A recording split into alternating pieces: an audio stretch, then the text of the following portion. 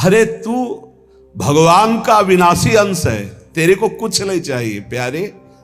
तू शरीर भाव में स्थित हो गया इसलिए चाहिए, कुछ नहीं चाहिए। जिस दिन जो ठान लेगा वैसे ही होगा।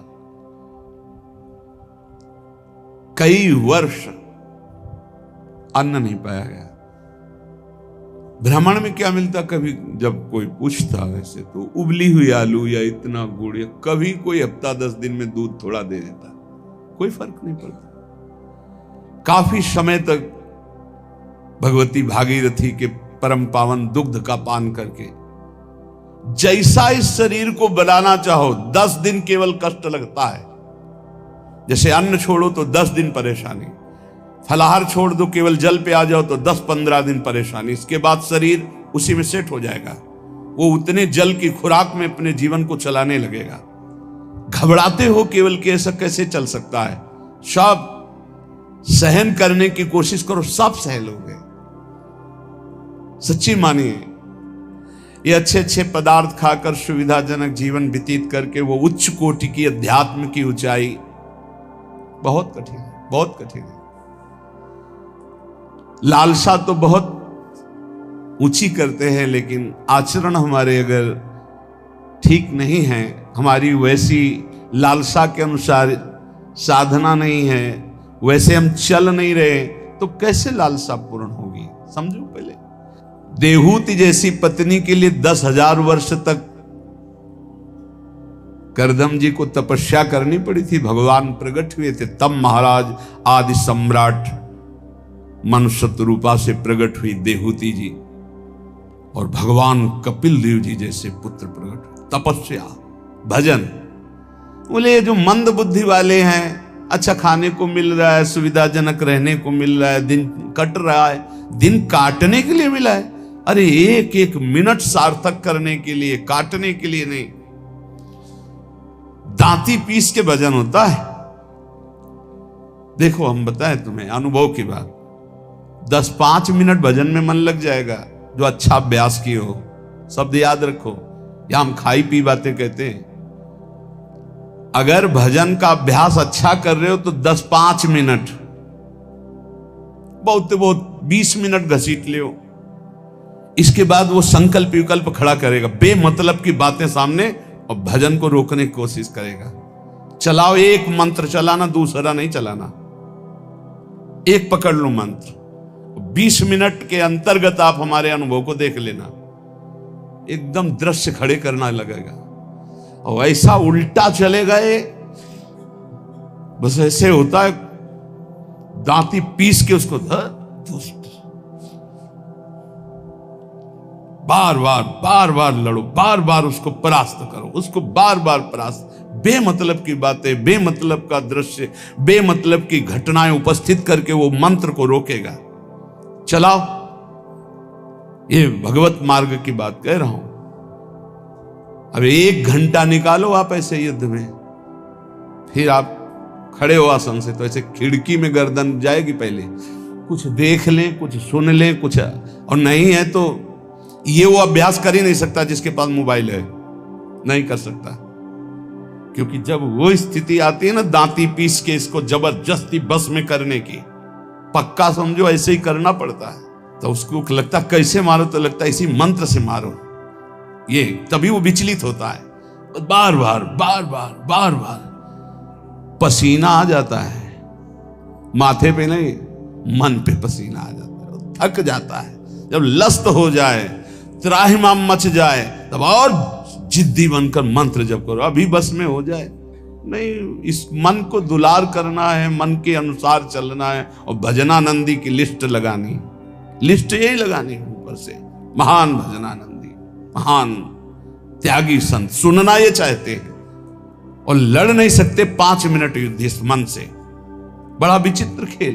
तो बोले ये जो मंद प्राज्ञ है, ये निर्णय करने वाली, कुछ नहीं, कुछ समय के लिए ये शरीर मिला है, लड़ ले, जीत जाएगा, प्रभु की प्राप्ति कर लेगा। और अगर इसके दुलार में रहे तो मरेगा, ये जाएगा, ये छूटेगा शरीर। तू अविनाशी, ये विनाशी, तेरे साथ कभी नहीं रह सकता। जो भजन में प्रधान भाव रखे हुए वही उत्तम भाग्य वाले। श्रीपाद कह रहे मंद प्रज्ञास्त एवात्र मंद भाग्यास्त। अगर मंद बुद्धि तो मंद भाग्य, और तीव्र बुद्धि आप भजन के लिए निकले। भजन जब हम देखा कि शून्य जैसा हो गया मन, न मंत्र पकड़े न नाम पकड़े न कुछ नहीं, बस जिद, वो भी जिद्दी है। अरे तूफान को रोक लेना सहज है, हिमालय को उठा लेना सहज है, लेकिन मन को रोक लेना, ऐसा हमने योग वासिष्ठ में पढ़ा है। अब वो शून्य हो गया, जब जिद की शून्य हो गया, ना मंत्र पकड़ रहा है ना कुछ पकड़े, एकदम खड़े हो गए, पद गायन शुरू किया। अब तेरी जरूरत ही नहीं, जोर जोर से पद गायन। ऐसे थोड़ी इस पर ऐसे थोड़ी चढ़े बैठे रह गए, हर समय 24 घंटे चढ़े बैठे। तब वो धीरे धीरे धीरे फिर हाथ उठा दिया। अब वो जब सहयोग करने लगा तब आनंद आने लगा, और जब आनंद में डूबने लगा तो परिपक्व हो गया। फिर उसको थोड़ी बहुत विघ्नकारी, अंदर ही अंदर खत्म, न मंत्र में लग रहा है, न नाम में लग रहा है, न एकदम शून्याकार स्थिति। अब हम चलाना चाह रहे मंत्र, वो बिगड़ेल कुछ नहीं सन, और उसके बिना होगा नहीं कुछ। जैसे हमारे बिना वो कुछ नहीं कर सकता, ऐसे बंधन और मोक्ष का कारण मन ही है। इसको बिल्कुल हमको ठीक करना है, दवा खवानी है, इसको दवा खवा के इसको स्वस्थ करना, तभी हम भगवत प्राप्त होंगे। हमारे बिना ये कुछ नहीं कर सकता, तो इसके बिना भी हम कुछ नहीं कर सकते, क्योंकि यही बंधन और मोक्ष का कारण, इसको ठीक करना ही है। इसलिए लोक चिंता ननो धर्म चिंता न देहगा, श्रीमद वृंदावने राधा कृष्ण भाव भ्रतो मम। श्री वृंदावन में यदि आपको आने को मिला है, सत्संग मिला, धामवास मिल रहा है, अब मन से तुमको निकालनी लोक चिंता ना, नो धर्म चिंता ना देहगा, खाली करो, यही करना है। लोक चिंता नहीं होनी चाहिए, कल क्या होगा, आज का तो काम चल गया, अगला महीना कैसे काम चलेगा, ये अगर चिंता है तो तुम्हें भगवान का भरोसा नहीं। ये भजन के समय ज्यादा प्रपंच रचेगा, किसका देना है, किसका लेना है, किसने कब 10 साल पहले किसने गाली दी थी, 10 साल पहले, वो सब याद करवाएगा। मन जलेगा, उसने ऐसा क्यों कहा था, उसने तब पकड़ोगे तो इस समय मंत्र जपने के लिए बैठे हुए, प्रपंच करने के लिए बैठे हुए। नहीं देखो ना, यही करता है। आप जब बिल्कुल एकाग्रता पूर्वक टीवी देखते हुए तो फिर बढ़िया है, फिर कोई परेशानी नहीं। एक कुर्सी में और आदमी बैठा लो, फिर माला ले लो, कोई परेशानी नहीं। ये हम उनकी बात कह रहे हैं जो असंग होकर मंत्राकार वृत्ति कर रहे हैं, उनकी। तब इसकी असलियत समझ में आती कि मन हमारा इस समय दोस्त है या दुश्मन। भजन के एकदम विरुद्ध खड़ा हो जाता है। लोक चिंता, अभी क्रियाओं की भी चिंता करो, भजन हो जाएगा, अभी तो वो करना है, अभी वो करना है। वो जिस समय भजन में बैठो उस समय ये सोच लो कि अगर आसपास आग लग जाए तो भी हम नहीं उठेंगे। आसपास आग लगी हो तो भी नहीं उठेंगे। योगक्षेमम वहाम में हम करने वाले भगवान मुझे उठाया के या आग को शीतल करें, उनका विषय है। और सच्ची कहते हैं यदि जब चल रहा है तो अग्नि की भी ताकत नहीं कि आपके रोम को झुलसा दे, यदि सत्य भाव में स्थित हो। प्रहलाद जी को आग में झोंक दिया गया, कबीरदास जी को आग में झोंक दिया गया, कुछ नहीं हुआ, क्योंकि आग में जो दायिका शक्ति है वो प्रभु के द्वारा दी गई है, प्रभु ने ही प्रकट की है। पूरी लंका जल गई, हनुमान जी महाराज की पूंछ के बार में भी झुलसन नहीं हुई। क्यों? ताकर दूत अनल जय सिरजा, जरा न सोते कारण गिरजा। बोले उनके दूत हैं जिन्होंने अग्नि का सृजन किया है, अग्नि की रचना की, जिन्होंने अग्नि को प्रकट किया है, अग्नि में जो दाहिका शक्ति दी है। लोक चिंता ना, अगर आपको भगवत प्राप्ति करनी है तो तुम्हें कल की चिंता नहीं करनी। अभी वर्तमान में जो कर्तव्य है, भजन, मन को परमात्मा तत्व में लगाना, और शरीर से जो भी क्रियाएं हो, कुछ समय तो ऐसा रखो जो क्रियाहीन भजन हो, शांत, हम तो कहते हैं माला भी मत लो उस समय, ईमानदारी वाला भजन कह रहे हैं। शांत बैठ जाओ, बस केवल आंखों के सामने मंत्र चलाओ, चाहे आंख बंद करके चाहे खुला करके, और बस देखो ये कहां जाता है। जहां जाए फिर इसको दौड़ा के लाओ इसी मंत्र पे, जहां जाए फिर दौड़ा के लाओ बार बार। मंत्राकार वृत्ति 10 मिनट ऐसा साधन करोगे तो कई घंटे के भजन का फल मिल जाएगा। देखते हुए 10 मिनट भजन करोगे तो कई घंटे जप का फल मिल जाएगा। बहुत प्रभाव है मानसिक चिंतन करते हुए मंत्र जपने का। पर उस समय लोक चिंता ना, और ना धर्म चिंता कि अभी हमारा ये कर्तव्य है, उस समय नहीं। और ना देहेगा, अरे बड़ा दर्द हो रहा है, ये दर्द हो रहा है, वो दर्द हो रहा है। तुम्हारे किसी के दर्द तो कभी कभी होता होगा, हमारा दर्द का तो संबंध हो गया है, दर्द से हमारा तो संबंध हो गया है। जैसे तुम्हारा स्वाभाविक कभी बुखार आदि आवे तो शरीर में पीड़ा होती ना, ऐसी हमारे तो रोज बनी रहती है। इसके ऊपर उठे तब कांखना आएगा कि बहुत दर्द हो रहा है, फिर ऐसा आएगा। जितना तुम्हें कांखने पे आता है उतना तो रोज हमें रहता है, उतने का तो अभ्यास है इस शरीर को। उसके ऊपर जब होता है तब पकड़ के चलने की बात आती है। देहगा वो आप सच्ची मानो, ऐसी स्थिति में भी गुरु कृपा से, गुरु प्रसाद से जो बैठने की, जो टहलने की, जो चिंतन की दिनचर्या, उस पर कोई फर्क नहीं। वैसे ही देह की भी चिंता नहीं करनी, धर्म की भी चिंता नहीं करनी, लोक की, जीवन की भी चिंता नहीं करनी। कूद पड़ो, इस मार्ग में कूद पड़ो, खजाना ही खजाना हाथ में आ जाएगा। श्रीपाद कहते हैं जब कोई ऐसे भजन करता है तब उसके अंदर भावना श्यामा श्याम की जागृत होती है। तब भावोत्सवेन भजताम रसकाम धेनु। संत वाणी, महापुरुषों का प्रत्येक वचन भगवत प्राप्ति के लिए बहुत अमृतमय सहायक है।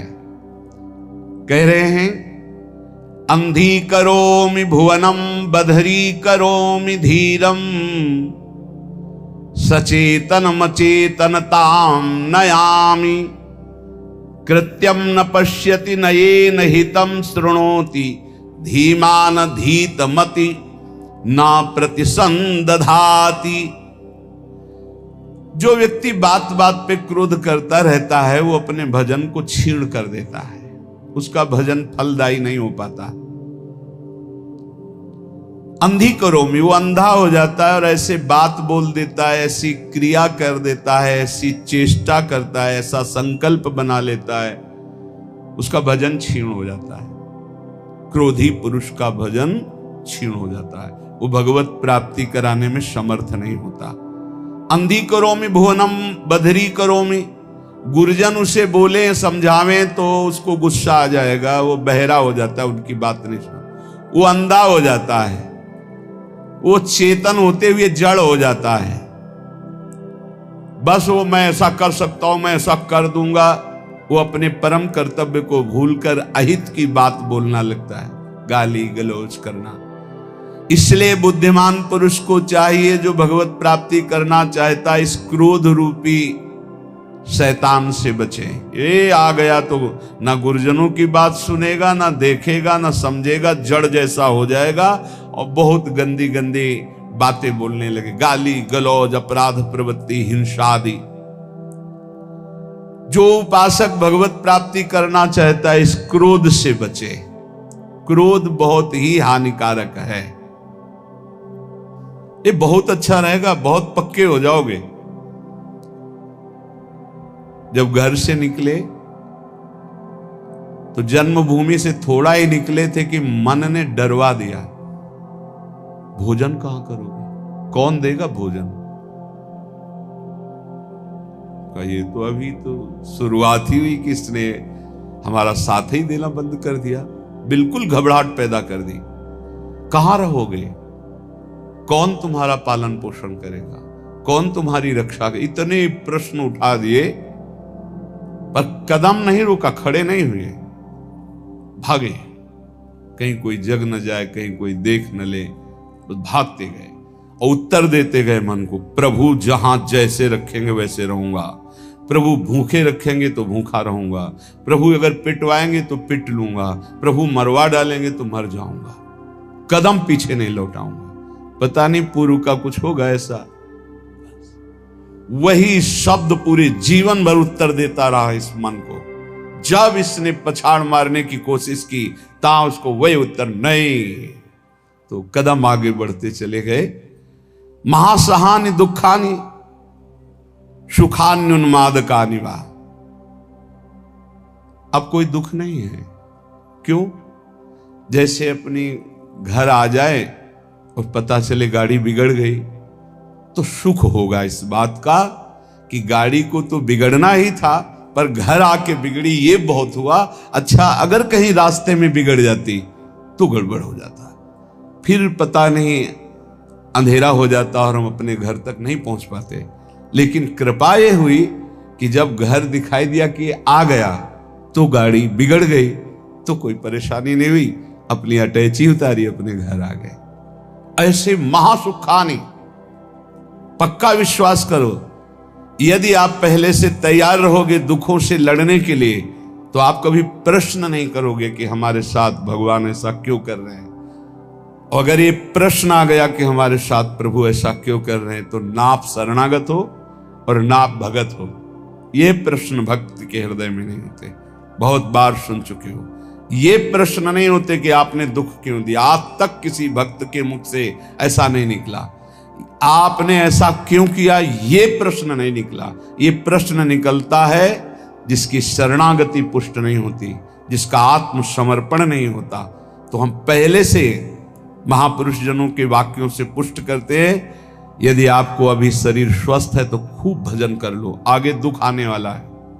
लिख लो अपने लोगों की क्या भजन साधना है, जो रात दिन दिव्य भजन करते रहे। उनके जाते जाते शरीर में पूज्य पाद उड़िया बाबा जो 18 घंटे पद्मासन, 18 घंटे एक आसन में बैठे, उन महापुरुष के गुदाद्वार में ऐसा चटक गया था। वो जो भी नाम हमें तो याद नहीं है, ये इन नामों में नहीं है जो अभी लिए जाते हैं, गुदा रोग से संबंधित जो बड़ा पीड़ा देने वाला रोग होता है, पर वो होता इन्हीं गुदाद्वार के अंतर्गत, बहुत पीड़ा। पर वो ऐसी स्थिति में भी पद्मासन में अपने आसन में बैठते थे, कोई औषधि प्रयोग नहीं। बोले इसका तो केवल ऑपरेशन होता है, बोले कोई जरूरत नहीं। कई महीने तक पीड़ा देता रहा, फिर गायब हो गया। क्यों? क्योंकि उतना ही प्रारब्ध है। वो जहां अपना कष्ट भुगवा दिया खत्म हो जाएगा, बिना औषधि के खत्म हो जाएगा। हिम्मत रखना।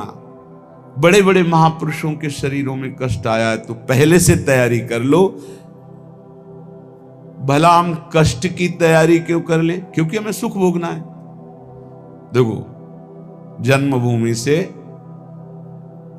5-7 कोस गंगा जी, नंगे पैर ऐसे जाया जाता था गंगा स्नान करने। छोटे छोटे बच्चे थे, साथ जाते, नंगे पैर चलाया जाता, क्योंकि गंगा स्नान करने जाए। बड़ा भाव रहता है, पवित्र भाव, जाग साष्टांग दंडो। तो ये गर्मी सहते हुए नंगे पैर जा रहे हैं, गंगा स्नान करके फिर नंगे पैर आ रहे हैं। क्यों? क्योंकि गंगा जी पाप हारणी है। पाप नष्ट होगा तो क्या होगा? बोले सुख मिलेगा। सुख की लालसा से इतना कष्ट सह, निर्जला एकादशी रह रहे हैं, एक बूंद पानी नहीं पी रहे, कष्ट सह रहे। ये कष्ट क्यों सह रहे? बोले इससे भगवान की भक्ति मिलेगी, पाप नष्ट होगा, हृदय में शांति सुख मिलेगा, धर्म बनेगा। जानबूझ करके जो कष्ट सहा जाता है, उससे जो जानबूझकर पाप किए गए वो भस्म हो जाते हैं। तो हम पहले से महासहानि दुखानि, भक्ति मार्ग में चलने के लिए पहले से कमर कस लें। हमारा अपमान होगा, हमारे शरीर में असाध्य रोग हो सकता है, हमें कोई भारी संकट विपत्ति घेर सकती है। क्यों? क्या भक्ति मार्ग वाले को ही मिलता है? नहीं, भोगना तो सबको पड़ता है, पर भक्ति मार्ग वाले को तैयारी इसलिए करनी कि लड़खड़ा के रुक न जाए, उसको इस क्षेत्र को क्रॉस ही करना है। इतना सबको क्रॉस करना पड़ता है। जैसे आगे की यात्रा बड़ी सुखद है, पर 1 किलोमीटर बहुत कष्टप्रद है, तो आप पहले तैयारी कर लीजिए। जल पी करके, खा पी के तैयार कर कि अब हमको 1 किलोमीटर कष्ट में व्यतीत करते हुए दौड़ना है, ऐसे जाना होता है इस मार्ग में। तो खा पी के, शास्त्रों का स्वाध्याय करके, सत्संग सुन करके, संतों के चरित्र सुनकर हम परिपक्व होते कि ऐसी भीषण कष्ट की अवस्था में भी मुझे भजन करना है। और भाग पड़ो, रुको मत। देखो, अगर इस मार्ग में तुम्हें जीतना है तो एक जिद्दी स्वभाव बनाना होगा। ये हमारे अनुभव की बात है। बड़े महापुरुषों के जीवन दिनचर्या को देखकर उसी का नकल करने की कोशिश की, अनुसरण करने की कोशिश की कि वैसे ही चलना है। कैसी भी परिस्थिति हो, हमारी दिनचर्या नहीं टूटनी चाहिए, बस आप जीत जाओगे। जरा सा कुछ शरीर में होता है तो कहां है वो, दिखाई नहीं, थोड़ा शरीर अस्वस्थ है। ये विषयी पुरुषों का होता है, ये शब्द विषयी पुरुषों का होता है। भगवत पार्षद साधकों का नहीं होता है, साधकों का नहीं होता है। किसी भी परिस्थिति में अगर जान है तो दिनचर्या है, पकड़ो, हमें ले चलो। नहीं ऐसे चलने लायक नहीं, चलो व्हील चेयर में बैठा लो, ले चलो, ये हमारा टाइम है चलने का, चलाओ। बिल्कुल जिद्दी स्वभाव, किसी की ना सुनना, अपनी दिनचर्या को भगवान मान करके चलना, बस जीत जाओगे, जीत जाओगे। कोई भी परिस्थिति परास्त नहीं कर सकती, कोई भी परिस्थिति। केवल आप बल रखो अंदर भगवान का, और अपनी दिनचर्या को प्रमाद स्थिति में मत देखो। नहीं, ये तो बहुत बड़ी हानि हो जाएगी, मेरे मन को ये प्रमाद करने की आदत बन जाएगी, ऐसा नहीं होगा। हमने बड़े महापुरुषों को देखा है, दिनचर्या भगवान का स्वरूप। कैसी भी परिस्थिति में यदि दिनचर्या को आपने टालना नहीं सीखा तो जीत जाओगे। हम जहां खड़े होते हैं वहीं खड़े होंगे, जिस टाइम खड़े होते हैं उसी टाइम खड़े होंगे, जिस टाइम बैठना उसी टाइम बैठेंगे, जिस टाइम लेटना उसी टाइम लेटेंगे। हर काम घड़ी से होता है, 1 मिनट का अंतर कभी नहीं, तो ऐसे नहीं। लड़ना सीखो, हारना नहीं। बड़ी भीषण गर्मी है, पहली बार सृष्टि में गर्मी पड़ रही है। ये गर्मी कटती थी काशी के घाटों में, जहां नीचे पत्थरों से लपट उठती थी। पीने के लिए बिस्लरी नहीं, गंगा जल, जो ऊपरी तह में गंगा जल खौलता हुआ ऐसा गर्म दिखाई दे। गंगा जल के 2 स्वरूप होते हैं, जैसे सर्दी में ऊपर एकदम ठंडा, नीचे इतना डुबकी लगाओ तो गर्म। अब गर्मी में है ऊपर गर्म, नीचे ठंडा। वो हम लोग वहां रहे तो पूरी प्रक्रियाएं सब पता है। दिन में पंडों की छतुरी और रात में ऐसे बस वही मार्किन जो पहने वही बिछा ले, आग, पसीना पसीना पसीना। ठीक 2 बजे वो दुप दुप वाली घड़ी छोटी, बस सूर्य दिनचर्या, जल लिए विश्वनाथ। अपने जीवन को ऐसा बना लो मजबूत, कोई भी रोग दोष दुख विपत्ति संकट प्रभु के चिंतन से ना हटा पावे। वो देखते हैं, प्रभु देखते हैं मेरे लिए कितना समर्पण है, मेरे लिए अब तो कष्ट है ऐसा। आप आराम से शयन करना सीखे अगर, तो आप साधक नहीं है। आज तक कभी चलो सोया जाए ऐसा दिमाग में रख के नहीं लेटा गया है। करवट लिए बैठो, मंत्राकार वृत्ति, सीधे लेटे मंत्राकार वृत्ति। अब जब आ गई नींद, आ गई, अपने समय से फिर उठ गए। हम सोने के लिए नहीं लेटते, हम लेटकर भी भजन करते हैं, भजन के लिए लेटते हैं। हम इसलिए बता रहे हैं कि इसको पकड़ो, यही तुम्हारी लड़ाई है। जब तुम खाली लेटोगे सोने के लिए तो काम वेदना और नाना प्रकार के विषय चिंतन उस समय हावी होंगे, और जब तुम भजन करते हुए भजन की वृत्ति में लेटोगे तो लेटे लेटे मंत्र सुन रहे हो, भजन कर रहे, कब सो गए आपको पता नहीं चला, निर्विकार स्थिति में। और जब जगोगे तो निर्विकार स्थिति में, और ऐसी स्थिति में जब स्वप्न आएंगे तो निर्विकार भजन वाले महापुरुषों का सानिध्य, भगवत प्रेमी संतों का संग। कैसे तुम्हें बताएं, एक से एक कोई दिन ऐसा नहीं जिस दिन एक से एक महापुरुषों का मिलन ना हो, एक से एक महापुरुषों का मिलन। क्यों? भगवान सब रूपों में है, उन्हीं की शरण में, उन्हीं का निरंतर चिंतन है, तो वो अपने भक्त का मनोरंजन करते हैं। भक्तों का मनोरंजन किससे होता है? भगवान से। भक्त जन मनोरंजन भगवान का नाम। तो कैसे मनोरंजन? जैसे आदमी थक जाता है तो बोले अभी लगाओ थोड़ी देर देखे, तो भक्त को विश्राम देने के लिए भगवान क्या करते? स्वप्न में अपनी दिव्य लीलाएं, कभी किसी भक्त का सानिध्य, कभी वो जगह परमानंद में डूब रहा है, आज तो हमें कबीरदास जी के दर्शन हुए, आज तो हमें महापुरुष के, आज राधा बाबा के एकदम आनंद मगन, आज तो प्रभु देखो कैसी ये लीला दिखाई, बड़े बड़े दिव्य भाव। कब?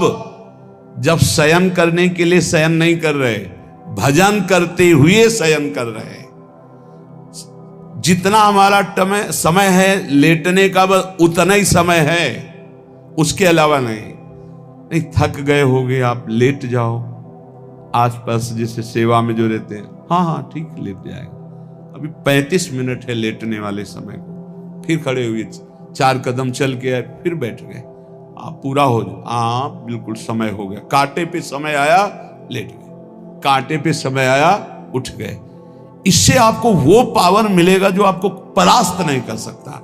जब साधक के सुनते हैं कि वो थोड़ा स्वास्थ्य आज अनुपस्थित इसलिए हैं, साधक का मतलब होता है कि उठ के चल ना पावे तो ए भाई हाथ जोड़ो 2 जनों से, हमको उठा के वहां ले चलो। उपस्थिति अनिवार्य है, हम वहां उपस्थित रहेंगे, हमारा ये समय उपस्थित रहने का है। बैठ नहीं पाएंगे तो सीढ़ी में लेट के सुनेंगे, लेकिन हम वहां उपस्थित रहेंगे।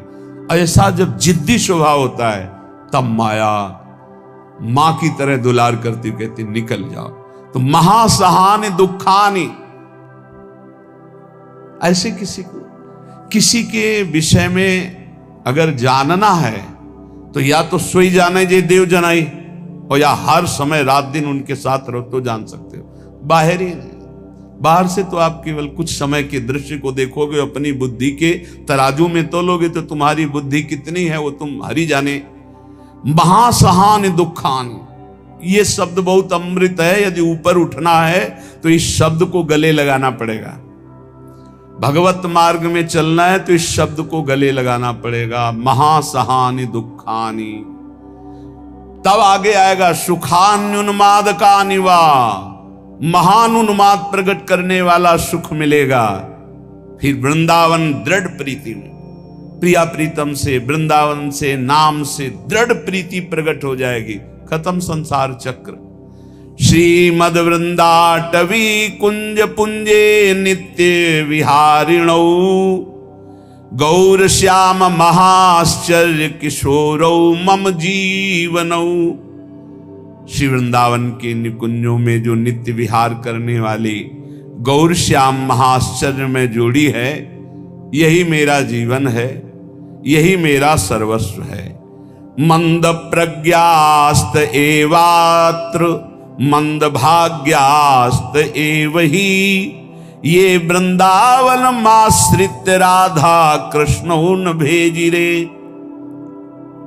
स्वामी अनंग बोधाश्रम स्वामी जी, देखो ऐसी धूप में रेत कैसी होती जानते हो?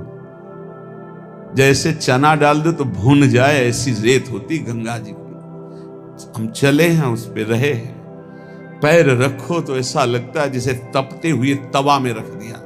जो यहाँ शुष्क रेत है ना, एकदम सूखी रेत, तो बिल्कुल भुनी हुई, ऐसे लगते है कि बस अन्न डाल दो तो लावा बन जाए, भुन जाए, ऐसी रेत।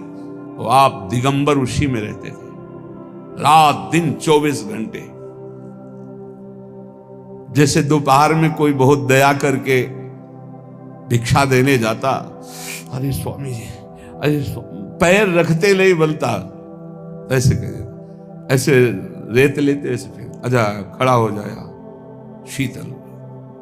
और आपकी त्वचा ऐसी जैसे कहने में अशुद्ध लगता है, जैसे पशुओं की त्वचा होती, ऐसे त्वचा हो गई, प्रकृति का वार पूर्ण सहते हुए। तब धर्म सम्राट करपात्री जी साष्टांग दंडवत करते से, अगर मूर्तिमान ब्रह्म का साकार रूप देखना है तो बोले जाओ, अश्विनी आश्रम की रेती में पड़ा हुआ है मूर्तिमान ब्रह्म, जटाओं का भार, पूरा शरीर श्याम वर्ण का, दिगंबर, ब्रह्माकार उन्मादकारी नेत्र, रात दिन एकांत वही गंगा की रेती। महापुरुषों ने भगवत प्राप्ति के लिए, ब्रह्मबोध के लिए इस देह भाव का पूर्ण विस्मरण कर दिया। प्राया सुकृतिनाम अर्थे देवायांति सहायताम, अपंथानम तु गच्छन्तम शोदरोपि विमुंचति। जब कोई सही मार्ग में चलने लगता है, दूसरों को सुख पहुंचाने की बात बोलता है, तो दैवी शक्तियां उसकी रक्षा में हो जाती हैं। वो अकेला नहीं रहता। जब कोई धर्म से चलता है, नाम जप करता है, दूसरों को सुख पहुंचाने की बात सोचता है, तो भागवतिक दैवी शक्तियां उसकी सहायता में हो जाती है। और जब कोई कुमार्गगामी होता है, अपंथानाम तु गच्छन्तम, गंदे आचरण में चलता है, तो उसका अवसर पर सगा भाई भी साथ नहीं देता है। दैवी शक्तियों की तो बात क्या जाने दो। अपंथानाम तु गच्छन्तम सोदरोपि विमुंचति, जो उदर से, उसी उदर से प्रकट हुआ सगा भाई, वो भी त्याग कर देता है, उसका कोई साथ नहीं देता। इसलिए प्रायः सुकृति नाम अर्थे देवायांति सहायतम, सुकृतिवान बनो, धर्म मार्ग में चलने वाले बनो, भगवान नाम स्मरण करने वाले बनो, सब दैवी शक्तियां तुम्हारी सहायता करेंगी बिना मांगे। कुमार्गगामी बनोगे तो दैवी शक्तियों की बात जाने दो, तुम्हारा कोई मित्र भी, तुम्हारा सगा भाई भी तुम्हारा साथ नहीं देगा, उसको भी रोक दिया जाएगा। भागवतिक सिस्टम बाधा पहुंचा देगा, वो तुम तक पहुंच ही नहीं पाएगा। कुमार्गगामी मत बनो।